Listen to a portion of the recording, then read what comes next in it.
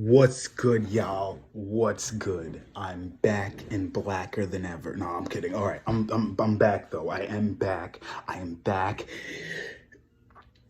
at the Smoker's Hut. Let's go. All right, I'm back at the Smoker's Hut, and today I want to talk to you guys about one thing and one thing specifically. Don't let this go over your head. It's extremely important on your journey to success. Don't let it go over your head. And today we're going to talk about DRIP. What does that spell? Drip. Drip. We're going to talk about the drip. We're going to talk about designer fashion, all that. And we're not going to talk about the industry, but we're going to talk about basically time and place. Because I'm one of those people who I do believe there's a time and a place for designer clothing. You know what I'm saying? I think there's a time and a place for Gucci and Louis and all these different designers. But I'm not going to say that if you're poor, you have no money in your bank account, no car, no house, that you should be going and getting Gucci, Louis, Dior. And I'm going to break that down a little further. This is not going to be a long video. It's very simple. There will always, let me tell you guys something, because a lot of times the black community is like, why are we spending our money on these European designers? Why are we spending our money on these European companies, right? Why are we spending our monies on the white power conglomerate? Why? But this is the thing that we have to understand. In fashion, in automotive, in banking, in every industry across the globe, there is going to be those who rise to the top. It could be through evil means, it could be through, stealing resources, it could be through lying, manipulation, but either way, it is what it is when it comes to that. Because if you have a fashion house, let's say, that's been around since the 50s, you have so much more capital, time, connections than you're competing, then you're competing company that you're going to wipe them out. And that's what's happening with Europe and like all their fashion houses. Why they're so unbeatable is because, for one, they work together. Two, they've been around for so long that they know how to get the items made the cheapest, how to make the profit margins the best, how to market the best, where to market. With time comes connection. So I'm not going to sit here and say, and don't get me wrong, some of these European companies have done the black community dirty, minority communities dirty. I know, believe me. But I also understand the business world and that the rich get richer and the poor get poorer. So the people who are already rich, their business has gotten started off the ground, they're going to continue to make money and ride off into the sunset because they have the connections, resources, and capital to do so.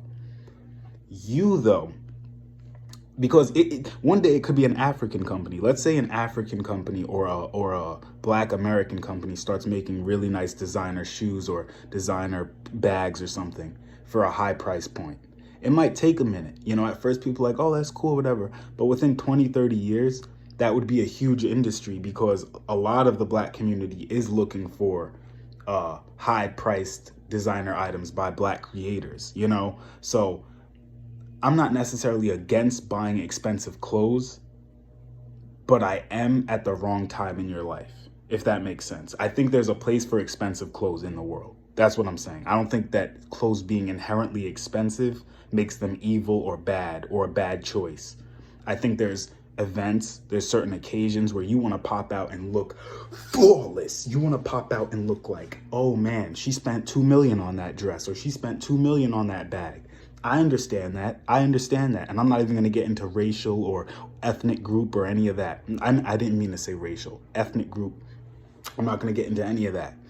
But what I am going to say is that if you don't have your life set up in a way where you have loads of money coming in, almost to the point where you're saying, I don't know what I'm going to do with this 500. I literally don't have anything to do with this money. Like, that should be the mentality when you walk in that store and spend $1,000 on a jacket or $500 on a bag, $600 on some sneakers. Before you go and make that choice, that money should be flowing so frequently, so quickly, that you're almost like, I spent this because this money was taking up space. This money was just not ever going to be spent on something, so I went and bought some designer. But you should not have $2,000 and spend $1,000 on sneakers, or $1,000 on, that's just not going to help you, bro. That's just not going to help you.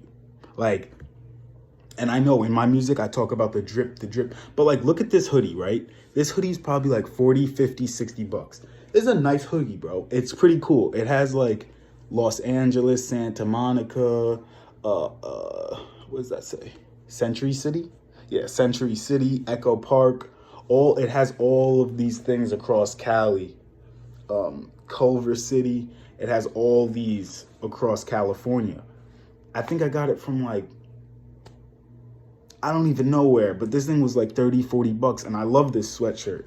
But one day, bro, I mean, I do have some designer clothes too, but one day I want to have a closet full of designer clothes. I don't think there's anything wrong with that.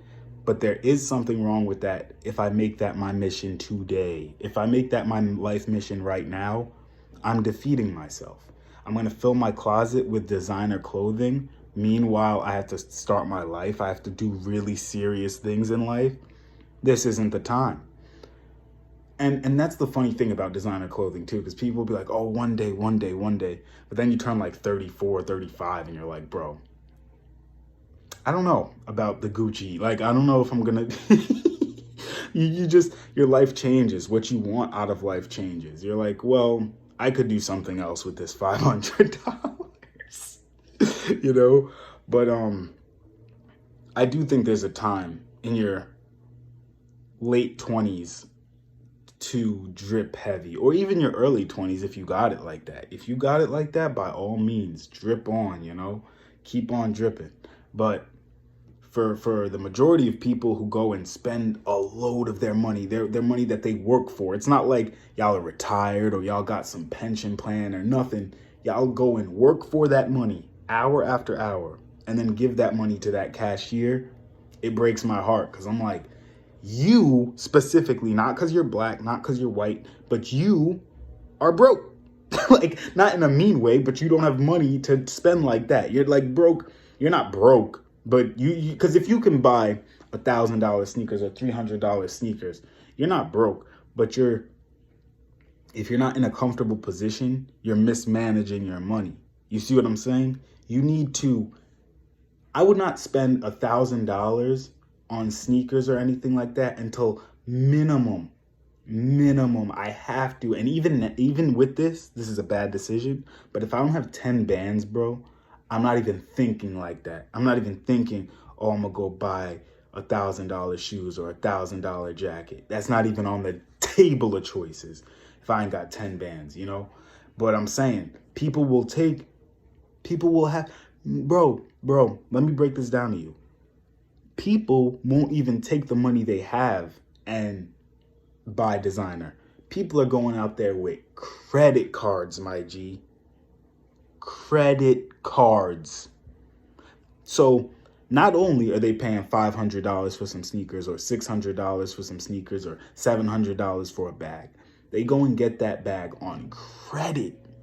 On credit, my G. So now they're not paying $700, they paying $800, $850 when it's all said and done, with after taxes, after what's the other thing called?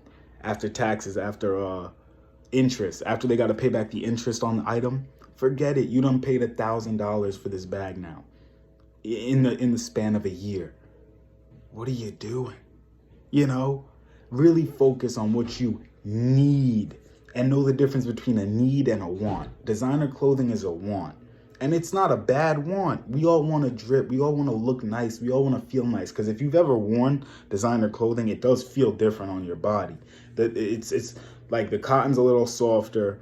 It seems like it was treated, It seems like it was treated to be on skin a little better. Even the shoes, you'd be like, oh, this holds my foot so perfectly. I know, trust me, I know. But I'm saying, if you don't accomplish A, B, C first, Don't worry about DFG. Like, y'all are jumping around because we want to look a certain way. We want to look like we made it. We want to look like we got, that bag. It's like, but the thing is, trying to look like we have the bag is keeping a lot of us from actually getting the bag. And this isn't even no black thing. This is for black people, white people, Spanish people. A lot of times we'll buy things that we're like, nah, now I'm stunting. Now this is lit. Like, nobody could say I don't have money now. But it's like, bro, but now you actually don't have money because you spent this money. You see what I'm saying? It's like, now you really don't have money. Whereas if you were smart with your money, invested, put it somewhere, then you say to yourself, all right, I can't show off to people, but I know myself I have money. I know my money is secure. That is way more important than looking like you have money.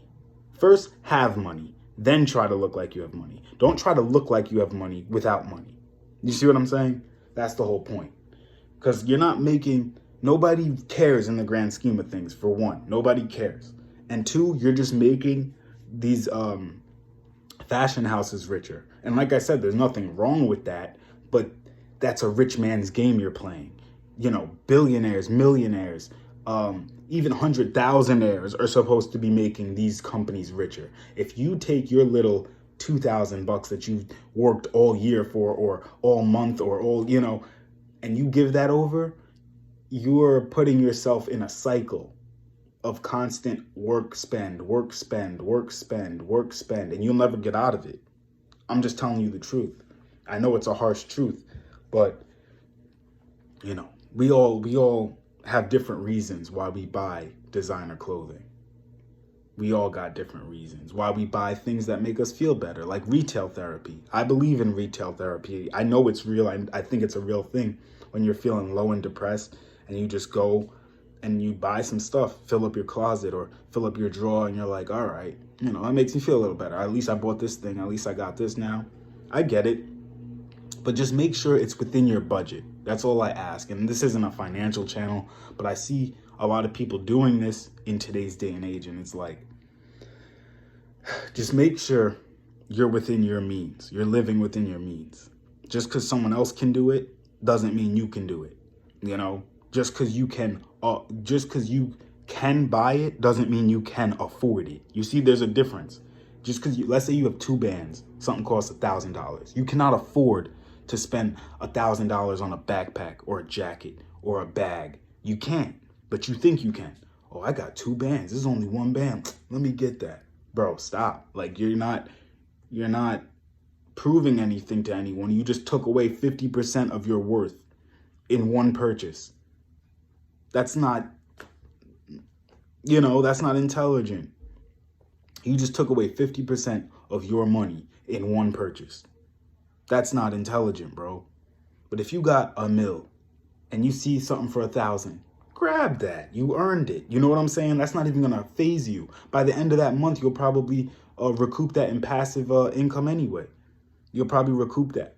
But so that person is in a place where I can't say to them, oh, you shouldn't spend your money on that. He gonna tell me, F off, bro.